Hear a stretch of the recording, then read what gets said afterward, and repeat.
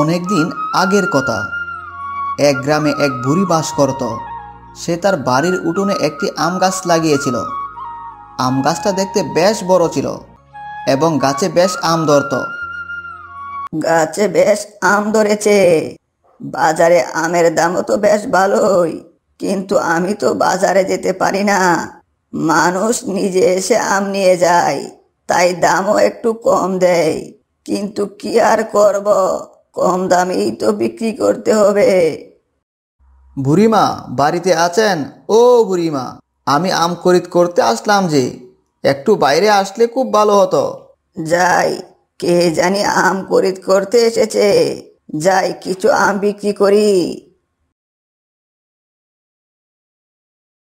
বুড়িমা, লোকমুখে শুনেছি আপনার গাছের আম নাকি বেশ মিষ্টি, তাই আমি বহু দূর থেকে এসেছি আপনার গাছের আম খরিদ করার জন্য।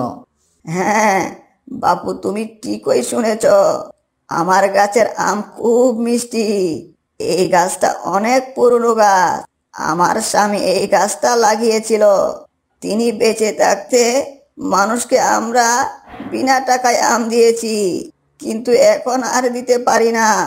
আমাকে তো সংসার চালাতে হয়। না না বুড়িমা, তার আর দরকার হবে না। আমি নগদ টাকা দিয়ে আম খরিদ করব। আপনি বরং আমাকে কিছু আম দিন।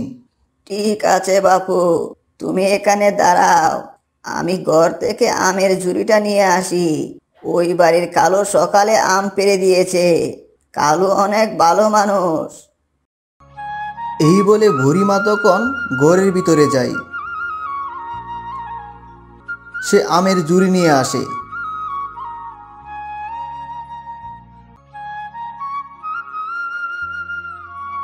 এই দেখো, আমার গাছের আম। দেখতে কত সুন্দর ও টকটকে লাল। এই আমগুলো খেতে বেশ সুস্বাদু। ঠিক আছে বুড়িমা, তাহলে আপনি বরং আমাকে এই ঝুড়ির সবগুলো আম দিয়ে দিন। আমি সবগুলো আম কিনতে চাই। এই এক ঝুড়ি আমের দাম 500 টাকা বাপু। তুমি যদি নিতে চাও 500 টাকা দিতে হবে। ঠিক আছে বুড়িমা, এই নেন আপনার 500 টাকা। এই বলে লোকটি তখন আমের ঝুড়ি নিয়ে বাড়ির দিকে রওনা হয়।